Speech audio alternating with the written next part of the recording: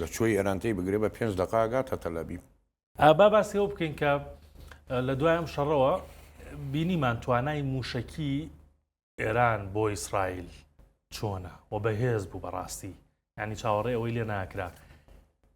ئێستا موشەکە بالیستیەکانی هیچ گۆڕانکاریەکی تیا کردووە؟ موشکی متەوەستی، موشکی ناوەندی ماوە ئێران چی گۆڕانکاریە لە موشەکەکان و چەکەکانی ئێرانە لە نزیکەی 40 ڕۆژە بێ، ینی شەڕوەستاوە ڕوویداوە؟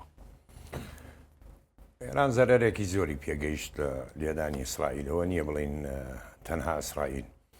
بۆ نمونە ئێران لە دەوری 400 سیارەی هەبوو هی بڵین مەنەسا کە موشکی لەسەری داعانیت و تێگریتن. بە قسەی ئیسرائیل 200 لە ناودا 200 ماوە. ئێستا کە ئێران هەوڵەدا دروستی کاتەوە موشکی ناوەندی زۆری لێدرا لە ئێرانە، زۆر کەمی ماوەتەوە، پێویستی پێێتی کە دروستی کاتەوە. بەڵام بە نسبەتی موشکی پالستی وەکو پێشوو کە باسیمان کرد 3000 موشکی هەیە. ئێران لە 12 ڕۆژەکە 445 موشکی بەکارهێنا لەو 445 دانی بەکار زیاتر لە 2009 ماوە ماوێتی 2009 ماوە. باش ئێستا کە دەسەکاتن بە دروستکردنی موشکی بالستی زۆر ئاسانترە لە دروستکردنی موشکی بەرگری ئاسمان وە نرخیشی کەمترە.